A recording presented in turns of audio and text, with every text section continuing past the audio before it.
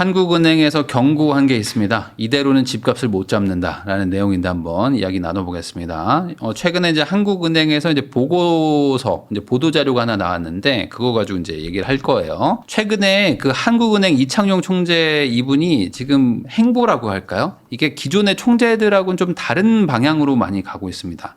이게 무슨 소리냐면은 그 기재부를 첫 방문을 했대요. 그러니까 무슨 소리냐? 이게 그 한국은행은 사실 기획재정부하고 뭐랄까 약간 조금 거리가 있는 곳입니다. 왜냐면 기획재정부는 이제 행정부니까 좀 경기를 좀 살려야 되고 좀 경제를 좀 성장시켜야겠다. 이게 좀 우선의 목표인 거잖아요. 근데 한국은행은 그래 너네는 그렇게 하는데 나는 약간 좀 견제를 해야 돼. 왜냐면 무리하잖아요. 성장을 시키려고 하다 보면은 잘하려고 했다가 무리할 수 있기 때문에 우리가 좀 말려야 돼 해서 너네가 그렇게 가? 그래도 나는 뚝심 있게 이렇게 갈 거야 하면서 약간 투닥투닥 할 수밖에 없는 그런 부서란 말이죠. 그럼 기관이란 말이지. 그러다 보니까 서로 이제 약간 좀 이렇게 서로 이렇게 멀리 이렇게 좀 쳐다만 보고 있었는데 이제 방문도 한 거예요. 약간 좀 기존과 좀 다른 행보를 보이시는데 이렇게 하는 이유가 최근에 이제 이 총재 이분이 되게 여러 이야기를 합니다. 그러니까 우리나라의 미래가 뭐 걱정돼서 하시는 얘기인 거는 뭐 저도 알겠는데 사실 한국은행 총재가 하지 않는 얘기들을 막 해요. 그러니까 뭐 정책이나 정치 이런 얘기들을 막 하거든요. 근데 뭐 그게 이제 좋게 얘기하면은 뭐 경제 전문가로서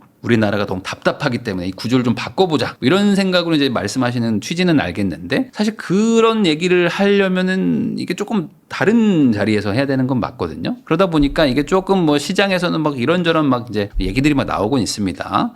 자, 근데 그렇게 얘기하는 것들 중에 큰 문제라고 생각하는, 그러니까 이분이 문제라고 생각하는 게 뭐냐면 지금 집값입니다. 그러니까 집값이 이렇게 비싼 건 한국의 구조적 문제다. 그러니까 이 구조적 문제를 해결하지 않으면 한국의 집값은 계속 이렇게 올라갈 수밖에 없고 집값이 계속 올라가면은 한국은 점점 더 경쟁력이 떨어지고 문제가 생기기 때문에 이걸 좀 바꾸면 안 될까라는 얘기를 지금 하는 겁니다. 그래가지고 지금 은행들을 모아놓고 뭘 했냐면은 지금 가계부채 좀 관리 좀 잘해라. 이거 지금 심각하지 않냐라는 얘기를 이제 지속적으로 얘기를 합니다. 그래서 이건 과거에도 하셨던 얘기인데 지금 계속 얘기하고 있어요. 지금 최근에 계속 다시 얘기하고 있는 강조하고 있는 이유가 있어요. 한은에서 이제 보고서 나온 거에도 보면은 이제 그 내용이 좀 담겨 있습니다. 뭐냐면 이 보고서에서 제가 좀 따온 건데 가계 대출이 지금 많이 증가하고 있거든요. 그러니까 가계 대출 증감률입니다. 그러니까 이게 조원인 거죠. 20, 30조씩 가계 부채가 막 늘어나고 있는데 물론 뭐 줄어들 때도 있긴 있지만 그러다 보니까 이제 대출을 받으면 대부분 이제 뭘 합니까? 우리나라 이제 주담대를 받잖아요. 그래가지고 이제 집을 살 때도 받지만 전세를 살 때도 대출을 받죠. 그러니까 전세도 대출, 매매도 대출 하니까 가계 대출이 계속 늘어나는 구조입니다. 그러다 보니까 가계 대출은 계속 늘어나고 그러면 이제 사람들이 이자를 낼 수밖에 없는데 집값이 막 쏠림으로 서울만 막 올라가고 하니까 사람들은 상대적 박탈감은 늘어나고 실제로 돈을 쓸 만한 소비 여력은 줄어들고 이게 지금 악순환이 반복되는 거 아니냐 뭐 이런 내용인 거죠. 그 부동산으로 쏠리는 돈을 좀 다른 데로 좀 이렇게 보내면 좋을 텐데 우리나라의 지금 코스피는 이제 박스피라고 이제 아주 유명하죠. 그래가지고 예전에 잠깐 3,000 찍고 다시 한번 또 쭉 빠져가지고 거의 최근 거의 한 2년간 거의 그냥 2,500에서 왔다 갔다 하고 있는 상태입니다. 그러니까 이게 주식이라도 조금 뭐랄까 좀 선진화가 돼가지고 주식도 이제 우상향하고 우리나라 사람들도 그럼 부동산 말고 주식을 사자 해가지고 주식 사가지고 돈도 벌고 하면은 좀 부동산 쏠림 현상이 좀 줄어들 텐데 이 코스피 박살나 있는 건 뭐 모두가 다 알고 있잖아요. 그러니까 여기에 돈이 안 가. 그러니까 있는 돈이 뭐 계속 부동산으로 쏠립니다. 근데 다른 데로 어디로 가나 봤더니 이제 해외 주식으로 다 간다는 거예요. 왜냐하면 이제 돈이 많으면 부동산을 좀 살 수도 있겠지만 돈이 상대적으로 적은 분들이 훨씬 더 많지 않습니까? 그러니까 이런 분들은 국장을 살라니까 안 돼. 삼성전자 사니까 또 빠져. 막 미치겠는 거지. 그러니까 안 되겠다 해서 해외로 가자. 그래서 지금 해외 증권 투자나 이런 것들은 계속 늘어납니다. 그래가지고 한국 사람들이 이제 순투자 규모가 확대된다는 건 뭐냐면은 물론 외국에서도 뭐 투자하는 것도 있겠지만 우리가 이제 해외 자산들을 많이 산다는 거예요. 비금융 기업 등에서 여기가 이제 개인들도 많은 건데 실제로 개인들이 많이 사고 있습니다. 외국 주식도 많이 사고 채권도 사고 막 그러고 있는 거죠. 가뜩이나 국장에 돈이 안 가는데 더 안 가. 그러니까 지금 거래량도 줄어들고 거래액도 막 급감하고 있습니다. 그러니까 당연히 뭐 주식이 빌빌거릴 수밖에 없는 것이고 그러다 보니까 또 외국인들도 여기서 또 떠나고 이게 지금 악순환이 일어나고 있는 거예요. 유일한 뭐 자산 뭐 증식 수단이라고 할 수 있는 게 지금 부동산밖에 없는 거죠. 그래서 이 부동산이 쭉 빠졌었던 게 23년 1월인데 이때가 저점입니다. 그 이후로 이제 빠르게 회복도 하고 그리고 이제 기대감도 막 생긴 거죠. 이제 진짜 회복하네. 작년만 하더라도 야 이건 약간 좀 뭐 데드캣 바운스니 뭐 아니면 뭐 잠깐 뭐 이렇게 살짝 반등한 거지 다시 빠져 이런 얘기 했었는데 지금은 그런 얘기하는 사람이 거의 없습니다. 왜냐하면 이제는 확실하게 올라가는 분위기가 보이기 때문에. 근데 이제 문제가 있죠. 뭐냐면 수도권만 올라가고 그중에서도 서울만 올라간다. 이게 지금 주택 매매 가격인데 아마 이게 아파트랑 빌라 다 합쳐서일 거예요. 아파트만 봤으면은 이제 2% 상승이 아니라 올해 거의 한 6, 7% 상승을 했거든요. 그러니까 그만큼 꽤 빨리 올라가고 많이 올라가는 수준입니다. 지난 2021년, 20년 막 이때 막 폭등장이라고 했었던 거 있잖아요. 그때만큼은 아니지만 거의 그때와 뭐 비슷한 수준의 상승세를 또 올해 보여준 거예요. 그러다 보니까 지금 뭐 서울에 집을 사야 된다, 뭐 지금이라도 사야 된다 이런 얘기가 막 계속 돌고 있는 거. 국가적으로도 이 서울 집값을 어떡하지? 라고 사람들이 막 걱정하고 있는 이유가 너무 단기간에 빠르게 올라가서 그런 거거든요. 근데 지방은 하나도 안 올라가고 막 오히려 막 지금 뭐 빠지고 있는 데들도 많고 하니까 이 양극화, 박탈감이 점점 커지는 거죠. 근데 그거랑 상관없이 또 전세는 또 다 같이 올라가고 있는 상황입니다. 전세는 또 실거주 수요고 뭐 실수요기 때문에 그냥 대출 이자 좀 내려가고 하니까 대출 받아가지고 좀 더 좋은 집으로 가고. 이건 또 전국적인 현상으로 지금 보이고 있는 거죠. 서울은 같이 올라가고 지방은 이제 전세가 올라오는데 매매가는 좀 약간 멈춰 있는 갭이 줄어드는 그런 상황이라고 보시면 될 것 같아요. 그러다 보니까 이제 주택 가격 전망을 하는 거 있잖아요. 그러니까 앞으로 이제 주택 가격이 오를까요? 라고 물어보면은 설문조사했을 때 오르겠죠. 라고 말하는 사람이 훨씬 많습니다. 그래서 이게 100이 기준인데 지금 118을 찍었어요. 118이면 그래도 꽤 높은 편입니다. 옛날에 그 폭등장 때 120, 30을 찍었던 게 3년 전인데 지금 118이면은 상당히 높은 수준의 미래 전망인 거죠. 지금 시장은 앞으로 집값 더 올라간다. 근데 그게 어디? 서울, 수도권 뭐 이런 데라는 거죠. 그러면 실제로 매수하려는 사람들은 많으냐? 뭐 그건 아니에요. 지난번에 그 상승장 때는 막 전국이 막 서울이 막 다 올라가는 거기 때문에 뭐 5억짜리도 올라가고 15억도 올라가고 30억도 올라가던 시장인데 지금은 그런 건 아니잖아요. 특정 지역만 막 올라가다 보니까 절대적인 매수 우위 지수는 아직 높지 않지만 집값이 올라갑니까? 라고 물어봤을 때는 대다수가 올라갈 것 같은데요 라고 생각한다는 거죠. 그래서 이제 서울만 오르기 때문에 서울을 사야 되는데 너무 비싸니까 옆에 수도권을 사자. 이러면서 이쪽 거래량이 늘어나고 있다고 한국은행에서 정리를 한 거죠. 요즘에는 조금 조용해지긴 했지만 부동산 PF가 심각하다 이런 얘기 계속 나오잖아요. 그래서 은행들 심각한가? 한국은행의 이제 보고서를 보면은 뭐 그런 거는 아니다. 왜 그러냐?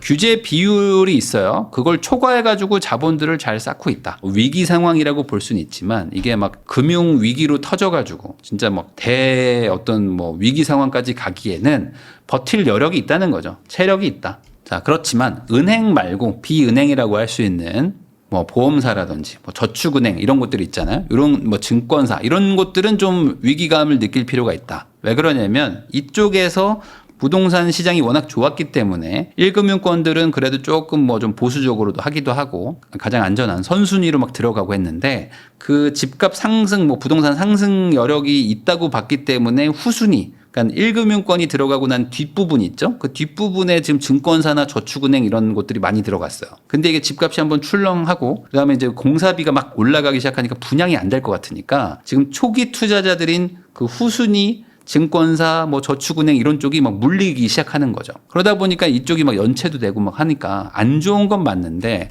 그럼 여기가 그럼 망하냐? 여기도 어찌됐든 간에 규제 비율이라는 게 있는데 이걸 잘 지켜가면서 어떻게든 뭐 자본이랑 지금 여력을 좀 확보하고 있는 상태입니다.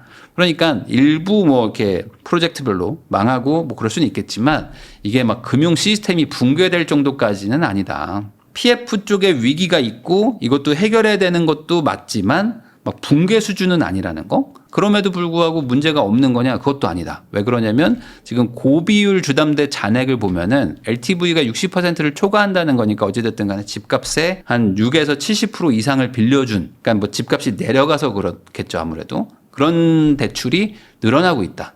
잔액이 늘어나고 있다는 거, 똑같이 연체율도 같이 늘어나고 있다는 거, 그리고 지금 자영업 서민 그 실물 경제라고 할까요? 체감 경기가 되게 안 좋거든요. 그러다 보니까 그 과거 코로나 때보다 더 힘들다 이렇게 지금 자영업자분들이 말하고 있는데 그 자영업자분들이 보통 이제 장사를 하고 있는 게 건물에서도 뭐 이제 상가 조그만 거 뭐 1층, 2층 뭐 이런 데 많이 계시잖아요. 그런데 지금 장사가 안 되니까 또 이자 내기 바쁘고 월세 내기 바쁘고 하다 보니까 공실도 막 계속 늘어나고 있단 말이죠. 그러니까 지금 경기가 안 좋다. 그러면 이거를 해결하려면 어찌됐든 간에 이 버틸 수 있게 해줘야 되니까 여력을 좀 만들어 주려면 금리라도 좀 낮춰줘야 되는 거 아니냐 이런 얘기들이 계속 나오는 거죠. 근데 이제 한국은행에서는 금리 내리는 거 이거 맞냐? 라고 계속 얘기를 하는 거예요. 이거 내려도 되나?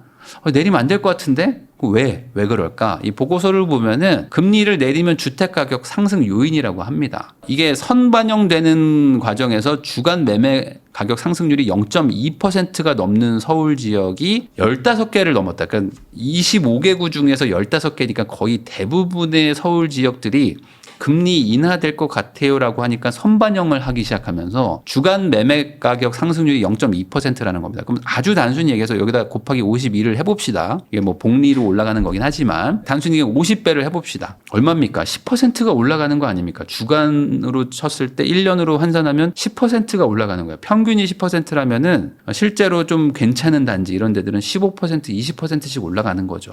그럼 엄청난 폭등세인 겁니다. 그러니까 이것 때문에 이제 걱정을 하고 있는데 이제 막 미국도 금리를 내리고 지금 시장 금리가 막 내려가니까 집값이 막 점점 막 서울로 막 쏠려가는 거예요. 근데 이 상황에서 한국이 기준금리까지 내려주면 어떻게 되냐? 25bp라는 건 0.25입니다. 0.25씩 보통 내리니까 0.25 한 칸을 딱 내리는 순간 서울은 0.83%가 더 올라갈 것이다. 10% 오를 게 11% 올라간다는 거죠. 그러니까 평균이 올라간다는 거는 이제 우리가 보통 보는 좀 상위권의 아파트들은 한 2, 3%더 올라갈 수도 있다는 겁니다. 그러면은 내리는 게 좀 부담이 되는 거죠. 자, 근데 이게 0.43%라는 거는 이제 전국 주택 가격입니다. 전국 주택 가격. 그러니까 전국은 0.4가 올라가는데 서울은 0.8이 올라간다는 거야. 근데 주택 가격이니까 아파트로 떼고 나서 보면은 더 올라가겠죠. 그러니까 0.25만 내려도 지금 한 2, 3%가 더 올라갈 것 같은 느낌인데 이거 내려도 되나? 하는 이제 고민을 하고 있는 겁니다. 왜 그러냐면 이렇게 금리 인하를 하게 되면은 주택 매수세가 안 그래도 지금 강했었단 말이에요. 그 연초부터 한 3월부터 쭉 늘어가지고 7월에 8천 건이 넘었습니다. 서울 아파트 거래량이. 그러니까 되게 많은 거예요. 10년 평균을 돌파를 한 거거든요. 근데 여기서 이제 금리를 더 내리면 앞으로 내릴 일만 있겠구나. 라고 하면서 사람들이 집을 더 살려고 한다는 거죠. 근데 여기서 또 고민이 되는 거야. 아까 그 보고서 내용처럼 안 내리려니까 또 이게 큰일이네. 라고 생각하는 거죠. 왜 그러냐? 우선 지금 이 보고서 내용을 보니까 부동산 PF도 그렇고 지금 금융기관도 그렇고 부담이 없는 건 아니잖아요. 물려있고 묶여있는 돈들이 많습니다. 그리고 여기는 지금 막 한계치까지 와가지고 막 버티고 있는 곳들이 있어요. 그러면 이거를 다 붕괴시켜가지고 시스템을 무너뜨릴 수는 없으니까 조금씩 살려줘야 되는데 그러면은 얘네들이 버티고 있을 때 조금이라도 좀 완화를 시켜줘가지고 좀 자력으로 살아날 수 있게 해주면 좋잖아요. 그러니까 그러려고 봤더니 실제로 금융 여건 완화시, 그러니까 금리가 좀 내려가면은 연체율도 내려갈 것 같더라. 이 가계대출이 심각하다고 말하는 그 내용 중에 많은 분들이 오해하고 있는 게 이 주택담보대출을 많이 받아가지고 이 사람들이 취약차주다라고 생각하시는 분들도 있어요. 그러니까 집을 너무 돈을 많이 빌려서 샀다. 물론 이런 분들도 있지만 사실 훨씬 심각한 분들은 뭐냐면은 자영업을 하거나 뭐 사업을 하면서 투자 목적으로 집을 뭐 살려고 그 대출 받은 게 아니라 원래 내가 살던 집 있죠? 근데 이거 사업 때문에 이 집을 담보로 주택담보대출을 받아서 사업에다가 집어넣은 사람들이 많습니다. 코로나 때부터 해가지고 내가 버텨야 되니까 대출 나올 거는 이제 주택담보밖에 없잖아요. 그래서 여기서 받아서 사업에 집어넣었어. 자영업에 집어넣었는데 돈을 까먹었어요. 까먹고 나서 보니까 집은 담보로 대출 잡혀 있지 사업은 힘들지. 그러니까 이 사람들은 지금 하루하루가 지금 버티기가 쉽지 않단 말이에요. 이런 분들의 지금 연체율이 높은데 이것도 조금 내려갈 거다. 어쨌든 금리를 낮춰주면. 그러니까 서민이자 부담, 뭐 지금 심각한 PF, 금융기관들의 어찌됐든 간에 이게 좀 여력이 생기는 거니까 낮추긴 해야 될 것 같다는 생각이 드는 거죠. 자, 거기다가 지금 한계 기업들이 많습니다. 이 한계 기업은 뭐냐면은 뭐 좀비 기업이라고 부르기도 하는데 1년 동안 돈을 벌어요. 1년에 10,000원을 벌어. 근데 이자가 11,000원이야. 그러면 이 회사들은 망할 수밖에 없는 거죠. 근데 이 회사들이 망하면 그만인가? 아니죠. 이 회사에서 일하고 있는 사람이 뭐 수십만 명 있을 거 아닙니까? 그럼 그 사람들이 이제 순식간에 이제 실직이 되게 되면은 가뜩이나 이제 체감 경기 안 좋은데 더 악순환으로 빠지는 거죠.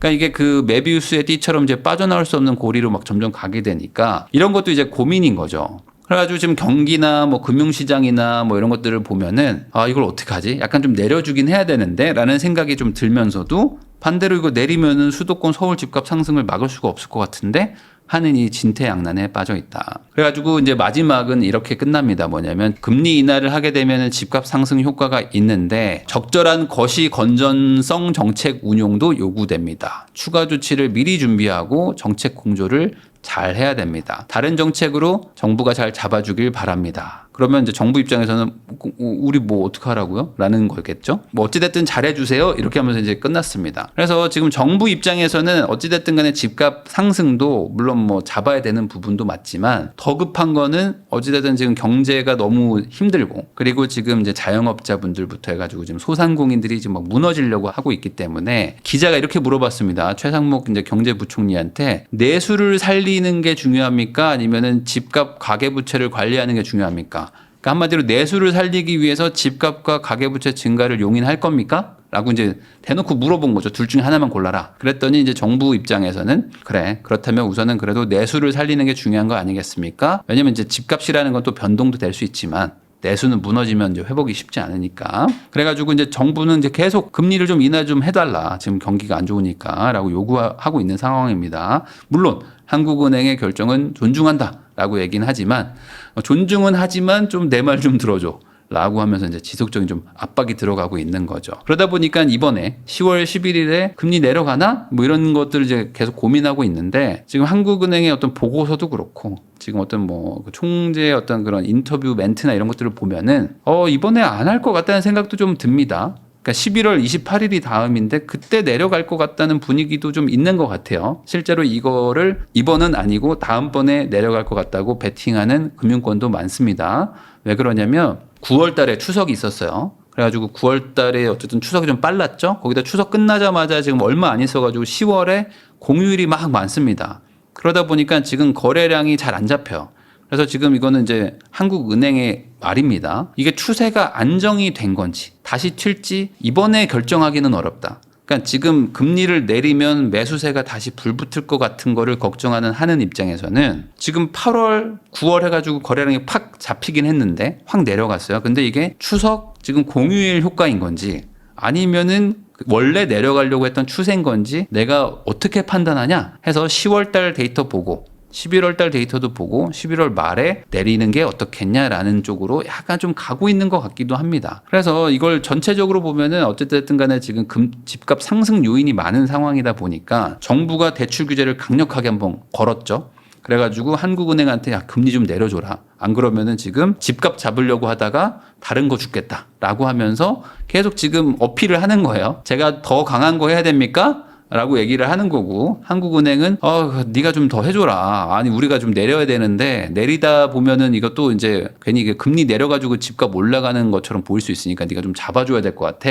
근데 그러다가 이제 경제 다 죽으면 어떡합니까? 뭐 이런 걸 고민하고 있는 거고. 그러니까 한국은행 좀 어떻게 좀 해봐. 그러니까 네가 좀 잘해봐 하면서 이제 보고서는 정부가 잘해야 된다. 근데 정부는 그럼 뭐 어떻게 합니까? 라는 거를 지금 계속 얘기하고 있는 것 같아요. 좀 시장이 좀 많이 좀 복잡하고 꼬여 있는 게 아닌가. 그래서 거꾸로 생각하면 지금 이럴 때 어떻게 해야 됩니까? 이런 거 고민하시는 분들 많을 텐데 과거의 어떤 사례들을 항상 보고 특히 이제 대출 규제를 했을 때 반복되는 패턴이 있잖아요. 그러니까 대출 규제는 집값이 내려갈 때 하는 게 아닙니다. 대출 규제는 항상 집값이 막 상승할 때 단기적으로 막 급등할 때 대출 규제를 해요. 왜냐하면 가장 확실한 효과거든요. 그러니까 지금은 상승세라는 거를 인정을 해야 됩니다. 상승세. 근데 강력한 규제를 했기 때문에 브레이크가 걸렸다. 그러면 이럴 때 보통 시장은 막 반신반의를 합니다. 이거 어떻게 되는 거야? 어떻게 되는 뭐 우왕좌왕 막 하죠. 거기다가 이 거래가 이제 잠깁니다. 왜냐면은 내가 집을 팔려고 했던 분들도 있을 거 아닙니까? 이거 팔아서 절로 가야지 뭐 이런 생각 하던 분들도 있고 아니 이거 팔아서 뭐 다른 거 미국 주식 해야지 뭐 이런 분들도 있고 팔려고 할 때 살려는 사람들이 없어진 거잖아요. 반대로 살려고 했을 때 못 사는 분들도 있지만 그러니까 이런 상황이라면은 나 지금 팔았어야 됐는데 나 지금 뭐 11월 12월에 팔아야 되는데 팔까 말까 고민하다가 그러면 아예 팔까? 조금이라도 싸게 던질까? 뭐 이렇게 생각하는 일들이 나타날 거 아닙니까? 이런 분위기에서 과거의 패턴도 그랬습니다. 항상 이럴 때 뭐 하나 나와요. 원래 잘 안 나오던 동호수가 갑자기 나오기도 하고 뭐 그렇습니다. 이제 호가를 조금이라도 좀 조정을 해볼 수가 있는 거죠. 이럴 때 매수하는 분들 입장에서는 반대로 이게 뭐 기회일 수도 있습니다. 왜 그러냐면 최근에 여름만 하더라도 깎아달라는 말을 못했어요. 깎아달라는 말을 못하고 오히려 그 자리에서 그런 얘기할 거면 2천만 원 더 올립니다. 뭐 이런 얘기를 들으면서 샀던 분들도 많기 때문에 이렇게 아예 말도 못하던 분위기에서 그래도 거래가 급감하면 살짝은 여지가 생긴다. 그러니까 요럴 때 한번 좀 잘 조사하고 다니시면 좋을 것 같다. 그럼 이미 다 올랐는데 그거 삽니까? 뭐 이런 얘기 하시는 분들도 있는데 요럴 때는 항상 이미 오른 거 말고 오른 애 옆에 애들이 있어요. 오른 애 옆에 약간 이렇게 막 톡톡톡톡 튀는 애들이 있거든요. 요런 애들부터 한번 좀 관심을 가져보시는 게 좋지 않을까. 항상 얘만 눈에 보입니다. 얘 여기 가야 되는데 한 방에 절로 가야 되는데 뭐 이런 생각 하실 텐데 여기 가서 얘가 더 올라가는 걸 기대하는 것보다는 얘가 그래도 한 중턱까지라도 올 수 있는 확률이 좀 더 높으니까 우선은 조금 그걸 좀 판단하시면 좋을 것 같고 상승세가 조금 붙었다가 지금 뭐 대출 막 이야기 나오면서 다시 좀 잠잠해진 곳들 이런 데를 좀 보시면은 그래도 좀 시작으로 좋지 않을까라고 생각합니다.